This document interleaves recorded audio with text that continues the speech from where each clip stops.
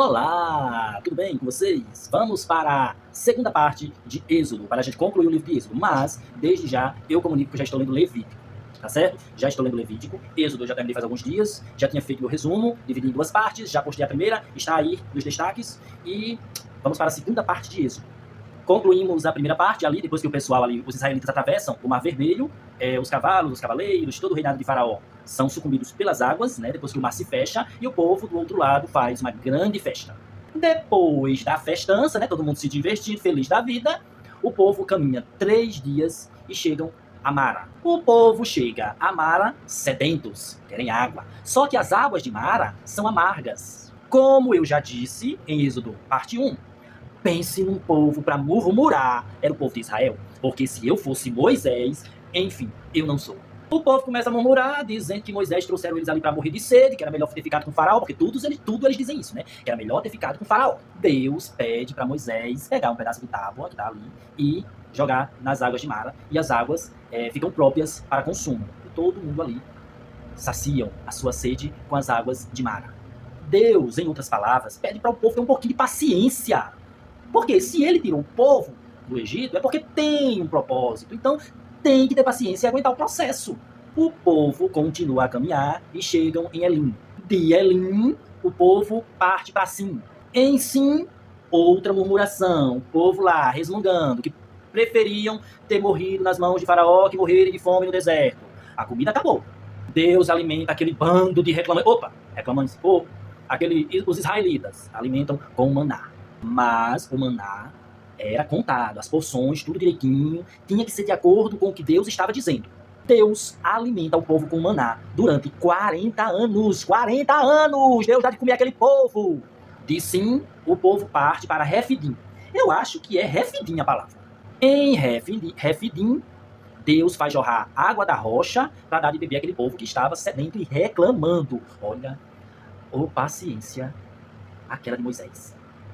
Os amalequitas atacam Israel. É um outro povo lá que surge do nada e ataca Israel. Durante o ataque, Moisés, Arão e Ur sobem ao monte para orar enquanto o povo está lutando. Curioso é que quando Moisés está com as mãos levantadas, orando, os israelitas estão ganhando a batalha. Só que em alguns momentos Moisés fica cansado. E aí as mãos caem um pouco. E aí os amalequitas ganham a batalha. E aí Arão e Ur ajudam a Moisés a ficar com a mão levantada até terminar a batalha, até os israelitas ganharem. E os israelitas vencem os amalequitas.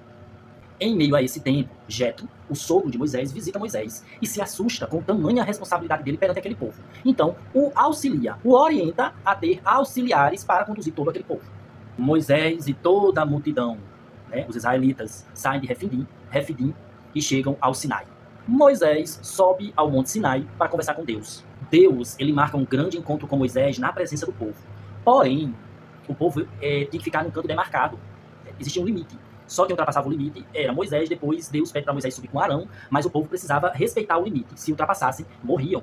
Deus entrega a Moisés as tábuas dos 10 mandamentos, que eram 2 tábuas. O povo presencia tudo aquilo ali com muito medo. Tem medo de serem castigados por Deus, mas a paciência é zero, né, na hora de resmungar. Interessante. E aí começa uma parte do livro de Êxodo que fala muito a respeito das leis, do tratamento de uns para com os outros, etc. e tal. É muita coisinha. Nesse período também começa a questão da construção do tabernáculo. Deus, ele orienta como deve ser preparado cada objeto. Ele diz tamanho, os detalhes. É uma parte do livro que você precisa ler com muita atenção. Em um determinado momento, Moisés sobe ao Monte Sinai e passa dias com Deus lá em cima. O povo, agoniado, porque Moisés não descia, não tinha mais certeza se Moisés ia descer ou não, faz a cabeça de Arão para que Arão construa um Deus para que eles possam adorar. Olha a necessidade desse povo. Do nada, Arão pega lá umas peças de ouro e transforma num bezerro. Vamos adorar o bezerro. Bé. O babado não presta não, porque quando Deus fica sabendo a história do bezerro, Deus fica tão furioso, mas tão furioso, que quer exterminar o povo. Você sabe exterminar? Deus quer tirar a raça de Israel da face da terra e fazer de Moisés um novo povo. Moisés pede a Deus que não faça aquilo, que tenha misericórdia daquele povo. Meus amigos, Moisés, ele desce daquele monte com 2 quentes e uma fervendo.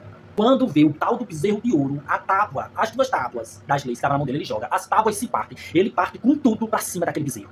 Moisés reduz aquele bezerro a pó, lança sobre as águas e faz o povo tomar da água. Por essa, Moisés não esperava. Moisés sabia que aquele povo era difícil. Nossa, Que paciência de Moisés, viu? Moisés volta para o monte e pede a Deus que tenha misericórdia daquele povo, que não os extermine. Porque Deus, Deus está bem mansinho, para não dizer o contrário, bem mansinho. Deus promete a Moisés riscar do livro da vida todo aquele que pecar contra ele. E aí, Deus manda o povo ir adiante. Porém, dessa vez ele disse que não vai acompanhar o povo, não. Vai mandar um anjo à frente para ir guiando. Porque povo teimoso. Deus ele está irado. Ele não engoliu a história do bezerro de ouro. Moisés roga a Deus que não os abandone. Deus confia a Moisés novas tábuas da lei. Lembra que aquela lá partiu-se? Pois é. Deus dá novas tábuas. Quando Deus manda Moisés descer do monte com as novas tábuas, o rosto de Moisés brilhava. O rosto de Moisés brilhava. Aí começa a questão da edificação do tabernáculo. Vem toda aquela parte do livro que Deus continua orientando como deve ser preparado cada objeto, a arca da aliança, o altar, as cortinas, tudo. Deus pensa em cada detalhe. Enfim, o tabernáculo é concluído, todo montado, todo preparado. Um local realmente santo. E Deus, ele fica fazendo visitas àquele local. Ele desce em forma de nuvem. Em alguns momentos, essa nuvem se transforma como que em chamas de fogo ao redor do tabernáculo. E nós concluímos a segunda parte de Êxodo. Pois é, estou lendo Levítico. Já já a gente faz um resumão de Levítico aqui. Lembrando, tudo isso é um resumão. E claro que tem detalhezinhos ali que pode passar. Eu não sei aonde eu me meti, porque o pessoal está assistindo e dizendo que está gostando, e dizendo que quer continuação para saber o que vai dar, etc e tal, né? Sigo lendo, sigo fazendo meus resumos, porque de uma certa forma eu estou aprendendo, como eu disse a vocês. Eu tenho muito, assim, conhecimento de Bíblia, mas a Bíblia é um livro que quanto mais a gente lê, a gente percebe que quando a gente leu, não entendia nada. Como se a nossa mente fosse ficando mais aberta, mais preparada para compreender determinados acontecimentos. Então, se partiu, Levítico.